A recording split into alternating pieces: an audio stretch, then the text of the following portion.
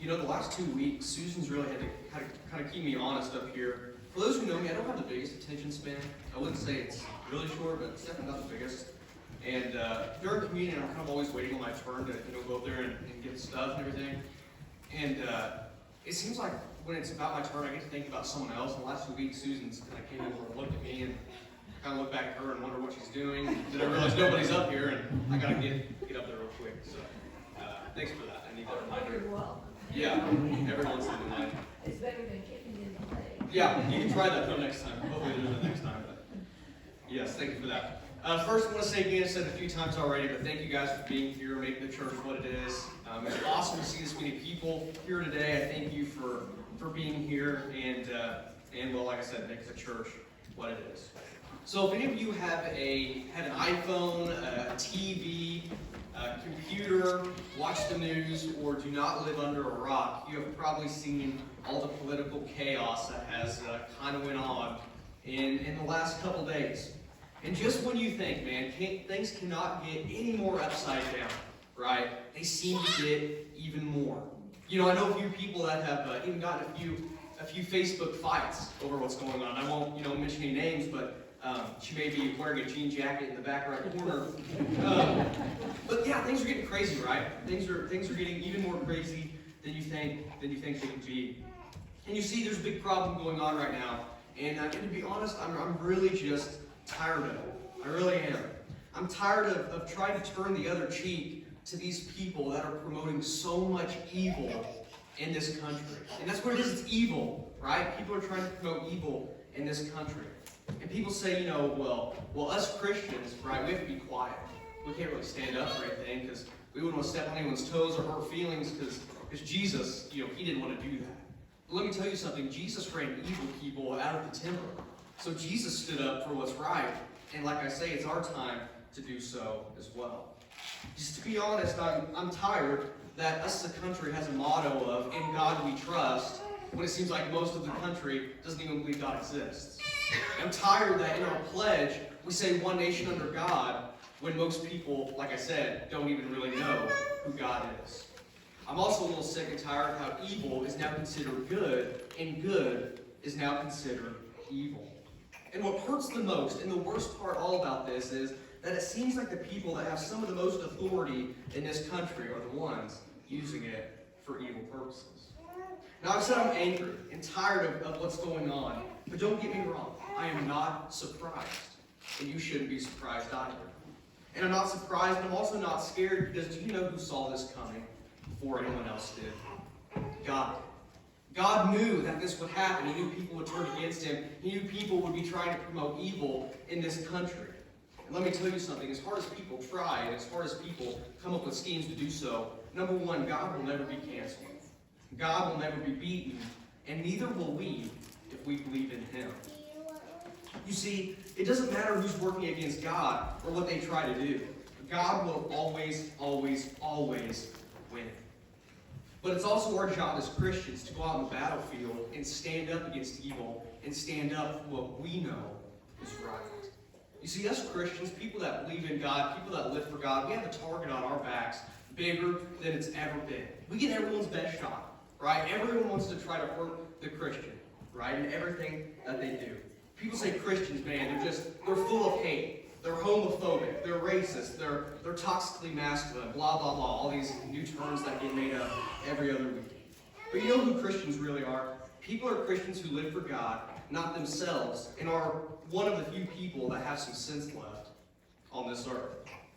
I probably should have said that, but I didn't. Because we know that God created this earth to have certain rules, certain guidelines, so it doesn't break into chaos. And it's quite a coincidence how some people are totally against God, and they're confused when there's more chaos in this world than there's ever been. You see, I'm done sitting here kind of taking this abuse from other people, and I hope you are too, because it's time for us to fight more than we ever have. And before I've told us and said it's time to stand up, but this time it's different. The world right now is so backwards, it's going to take a fight from us Christians to preserve the good that's still left on this earth. I'm going to ask you one question before we dive into the verses. Are you up for that task to fight for what's right and fight against the evil? if you want to, go ahead and turn over to Proverbs chapter 1, verses 28 through 33. Proverbs chapter 1, verses 28 through 33. And if there was ever a warning against evil that we've kind of seen in this world right now, this really hits the nail on the head. We're going to be here the whole time in Proverbs 1, chapter 28 through 33, so we'll go ahead and read the verses here. It says, "Then they will call on me, but I will not answer. They will seek me diligently, but they will not find me. Because they hated knowledge and did not choose to fear the Lord. They would have none of my counsel and despise my every rebuke.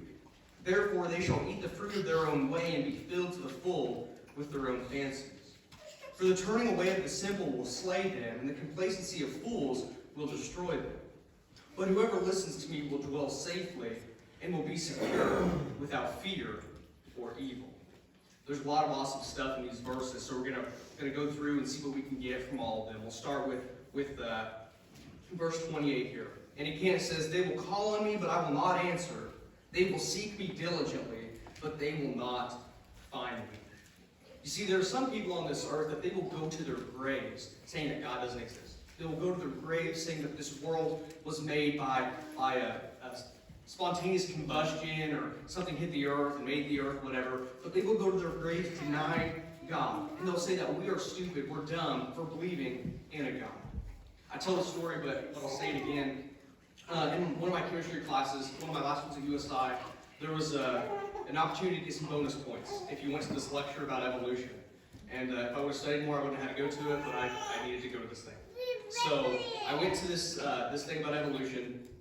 And you couldn't believe the hatred for God in that room. It was a small room, and there was a lot of hatred for God. And in my class, there were some other Christians, and we were a little bit uncomfortable because there are people, just so much against God. People hate God in this world. They really do. It's crazy how much they do and how much they won't accept Him. But we see that, you see that right now. There are people that will go to their graves believing this. You see, there are people in this world who will never put their trust in God, never pray to Him, and will never, ever live a life like a Christian. But don't get me wrong, everyone, every single person, one day will feel the absolute power of God. Because they say the only two things in this life that are absolute are taxes and death, right? You hear those are the two absolutes. At one point or another, everyone will leave their physical body, right? And their spirit will belong in one of two places forever, for eternity. They will go to heaven, or they will go to a much worse place in hell. And you see, our days here on earth, they're finite. They're numbered. From the second we're born, we live this life, and one day, I promise you, it will come to an end. From the second you were born, you have a finite amount of time to make the biggest decision you ever will. And that is, while you're living this life here on earth, do you want to live for God, or do you want to live for the world and yourself? Because what do we see here in the verses? For the people that make the wrong choice, the choice to live for themselves in the world, they will be calling on God on Judgment Day. When they die and they go see God for Judgment Day to see where they're spending their eternity, they'll say, God, I believe in you now. I see you. I know you're real. I know you're there. But for them, it's too late. It's much too late. You see, you have a certain amount of time, like I said, here on earth to decide if you're going to live for yourself or God. And once you passed away, that's it. You don't have any more. We were watching a football game yesterday, Faith and I, and her favorite team is the Colts. She likes the Colts, and they were in the playoffs, and they played a really, really, really close game, but they ended up losing. And they had one final play to throw the ball all the way down the field to score a touchdown, but it was incomplete, so they lost the game. And after the game, I bet the players were thinking, what could we have done different? If we just had one more play, if we had 10 more seconds, could we score a touchdown? And that's the thing, when the buzzer ends, when the clock hits 0, you're done. You don't get another chance, it's over. The same thing's true here on earth. You have your life here on earth to decide if you're going to live for God or yourself. Because once you see Him in heaven one day and it's Judgment Day, it's over. You don't get to decide there. It's already been decided. You live for God here on earth, and you decide. And instead of thinking about this, people are preoccupied with other things that really don't even matter. You see, a lot of people are pushing this backwards way of life right now, but when they call on God on Judgment Day, He won't answer them. He's not going to answer. Now let's move ahead to verse 29. It says, because they hated knowledge and did not choose to fear the Lord. You know, there's one common thing that's very important in the Bible that you should remember, and that is God's way is best. I say it in every one of my sermons, God's way is best. But the problem is we're prideful people. We are a prideful people. We like to do things our own way, our own terms. But when we realize and accept God's way is better, and His way is just, and His way is the best, we will live our best lives. And when I say best life, I'm not one of those, southern preachers down in Texas, say, if you donate $2,000 to me, you will get $5,000 in return. Okay? I work on that accent a lot this morning. And I'm disappointed about it. I'm disappointed. It didn't go as good as I wanted to. Dang, that was not good. I'm going to pretend I didn't do that because it wasn't good. But some people do that, right? That's not what I mean when I say you're going to live your best life. I mean, when you trust in God and you believe His plan is best, He's going to put you in the position you need to be in. There's still going to be pain, there's still going to be hurt, but you are on the road that you need to be on. It's that simple, no other questions asked. Because at the end of the day, this is what most of the world's problems come down to. It comes to this very thing. Do you think it's God's plan for boys to now, at the drop of a hat, say they're girls, and be treated as girls? Do you think it's God's plan for innocent babies to be killed just because they're quote-unquote inconvenient? People don't really want them. Do you think it's God's plan for America to view criminals as heroes and heroes as criminals? Me neither. And then people are confused when there are riots and chaos every week, and maybe it's because we're as far away from God as we have ever been. Because what defines this life is the choices that we make in it. Our entire day revolves around the choices we make. For example, I think you made a great choice today, starting your week off in church. That's an awesome thing. You're going to know more about God, how to live your life better, all those good things. But let's be honest, it's hard to make the right choice all the time, and most of us do it because we do it all on our own. But the good thing is when you have God, you have this new compass, right? You don't have to make choices by yourself anymore. You get to make the choice by God's standards. And you do this by knowing what God wants from you and what He doesn't want from you, and you do that by being in your Bible. Don't let the choices of this life overwhelm you, because you don't go through it alone. You go through it with God, a God that wants you to succeed. You also see in the verse where it says, these people won't find God because they hated His knowledge. That's exactly what God is. If you could sum up God to anything, it would be knowledge. He knows your deepest fear, your happiest memories, the number of hairs on your head. That's crazy. He knows the number of hairs on your head. And for us, that's a lot. But for someone like Roger, he doesn't really have to know that much, right? That's also my goal. That's another goal of mine. Get one dig at Roger every sermon. Every single one. Because it usually ends with me and him, me, him, and Faith, and sometimes Janet Burrow being in here at the last, and then that's where when he really comes to me. You guys don't see it. I'm just trying to even it up. Right. But we've seen people living lives and making decisions not based on God's knowledge. And then what's opposite of knowledge? It's ignorance. And again, people say, why is the country the way it is right now? It's because they refuse God's knowledge and stubbornly hold on to their own ignorance. It also says that these people decided not to fear the Lord. And I love God, but to be honest, I do fear Him. Not in a way that I'm terrified of Him, but in a way that I know He could strike me down dead right here at the snap of His fingers. He really could. And doesn't that just show you the patience of God, if you think about it? He can end this chaos in the world right now at the blink of an eye, but He lets people make mistakes. He lets people promote evil so that maybe one day they can turn from it and they can live for Him and have a chance at getting right with Him one day. Now let's go on to verse 30. Let's go on to verse 30.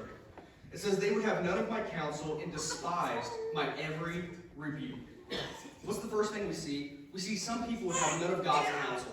And to be honest, that's just really, really sad. I'm going to give you an example here. If you're walking down the road and you saw a $1 bill, it's kind of crumpled, kind of dirty, on the side of the road, would you pick it up?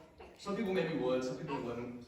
Okay, same thing. You're walking down the side of the road, you see a $5 bill. It's kind of dirty, kind of crumpled up. Would you pick it up then? Okay, a $10 bill. Would you pick that up? 50, 100? As the number of dollars increases, you're probably more likely to pick that dollar up, right? Because you think it's valuable, it's free, it's great. But there's something more valuable and free, and that is a chance to be counseled by God, a chance to talk to God. You see, when you obey God's counsel and live for His laws, you're going to live your best life. I say it again, but it's true. When you're talking to God, when you're asking what to do, you don't have to go through this life alone. And that's the scariest thing out of anything. Going through something alone makes it so much worse. But you never have to if you're a Christian, and that's great. When you aren't sure what direction or path to take, you have a person in your life that can get you there, and that is God. But sadly, like we see, people go through this life alone with a lot of questions because they refuse God's counsel. And next we see it says they despise every rebuke. You know what's crazy? Some of these people in power that I'm talking about, trying to force these awful new policies, they don't even feel bad for what they're doing. They don't feel remorse. And to be honest, that's an indication that they do not have Jesus and they aren't living for God. And that's something you need to be looking at in your own life. Do you feel bad? Do you feel the sense of remorse when you sin against God? Or is it like nothing even ever happened? Because I believe that when a Christian sins, they're convicted. And they're going to ask for forgiveness. Take a look into your own life and see if you're doing that. Now on to verse 30 here. It says, "Therefore they shall eat the fruit of their own way, and be filled to the full with their own fancies." And so we talked about how God is many things, right? He's patient, loving, gracious, and about every other good characteristic you can think about. But one characteristic that sets God apart from the rest is He is just. He works for justice. But the thing is, a lot of people say, I don't believe in God, and I hate Him because He's unfair. He's totally unfair. They say, how is it fair for God to send some people to hell and for Him to send some people to heaven? Well, I'll tell you how it's fair, and I'll tell you how it's just. For the people that live this life for God. For the people that live this life, not based on what their wants are, but for God's and what they know is right, that's not easy, especially in this world. And they're going to get rewarded for their hard work and their effort. And I'm not talking about they're going to get rewarded for the works that they do, but they're going to be rewarded for living for God. And that reward is heaven. But for the people who hate God, that want to cancel God, that never give their life to Him, why would they deserve the best gift of all time when they didn't live for God one day here on earth? God is just. And to be honest, He has never sent a person to hell, but people send themselves to hell all the time. And I don't want you to fall into a trap on it, because I've thought about this. When we see people going against God and trying to hurt this world, it's easy for us to think, well, they're going to get what they deserve. And we know what that means. Some people get joy out of that. And sometimes it's easy to do because you're so mad about what's going on. But I encourage you not to fall into that trap. Don't get satisfaction out of somebody missing a relationship with God. Don't think like that. Fight for the truth, and maybe when you do that, you can save some people who are promoting these evil ways. So we're almost done with these verses. We've got a few more. We'll go ahead to 32. It says, "For the turning away of the simple will slay them, and the complacency of fools will destroy them." Verse 32, Proverbs 1:32 sums up the world right now so much better than any other verse. It really does. It's crazy. You remember earlier in the sermon I mentioned that God knew that this chaos would happen. He knew it. And this proves it. Because it says what? It says the turning away of simple will kill them. And what are we seeing right now? We're seeing normal things being challenged just for the sake of change. Things like letting a 2-year-old decide that they're actually a 10-year-old girl, or letting a 2-year-old girl deciding they're actually a 5-year-old boy. Let me tell you something. I believe there's one thing that makes you a girl or a boy, and you can probably figure out what I'm saying. The simple things in this life have remained and kept civilization going on for thousands of years. And those are the things that should probably be kept in society. But for some reason, people want to change that. I call you today to fight against this because it's ungodly and goes against what God calls for His people. And the worst part is, all these things that are being changed in the world for a more just and dynamic society will be the very thing that hurts this country and world more than anything else. We can do one thing as Christians, and that is to fight against these crazy policies and do it with love for people like God has. And lastly, let's go ahead to verse 33. "But whoever listens to me will dwell safely and will be secure, without fear or evil." Think about that for a second, because it's so simple. Follow what God has to say and dwell in safety. There's no need to make things harder in this life because they already are, right? Listen to what God says and dwell in safety. Because some of us think that just knowing the rules, they're good enough. We think if we know the rules, we're fine, but we don't actually have to follow them. My first ever class I took at USI, the first ever college class, was sociology. Basically learn why people do what they do. There's this kid that sat in the front left, and while the teacher was talking, he wouldn't even try to hide it. Like, a ton of people hide their texts when they're texting, but this kid sitting here like this. Like, while the teacher's talking, the teacher kind of looks at him, he's like, what are you doing? Like, put your phone away. And obviously the kid probably knew the rule, but he didn't care. So he put his phone away, the teacher would turn around, he'd get it right back out. He'd start texting. The teacher would turn around and look at him and say, what are you doing? And he'd get mad at him. See, that kid knew the rule. He knew it wasn't good to text in class, but he still did it.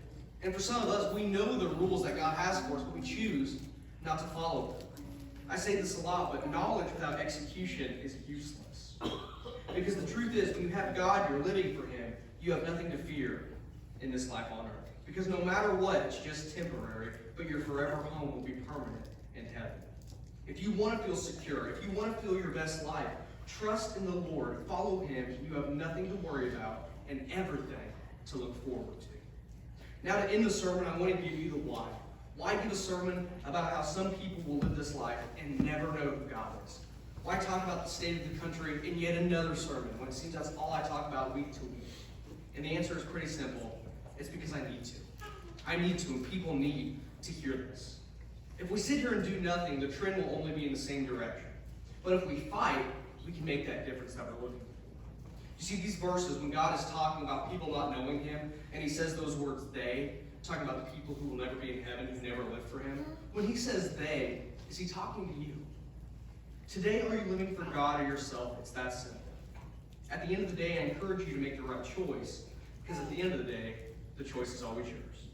Pray with me. God, we thank you to be in your house. Thank you for all the people deciding to be here today, Lord, and learn more about you. God, I pray that we're thankful to live in the best country in the world, but we keep it that way because things are changing in the wrong direction, and I know people have gone through to keep this country great, so I pray that we fight for those things as well. Lord, I pray for the ones that couldn't be here. I pray for the ones that are sick. I pray for the ones that are struggling, that you place your healing hand on them and your will is done ultimately, and that we accept your will as what's best. God, again, I just thank you for this day. I thank you for the ability to preach your word. I pray that I live it out as well. I pray to love you more every day, these people more every day. And if anyone has any questions at all, that they know they can come to me night or day, anytime, and we can find answers. In your name,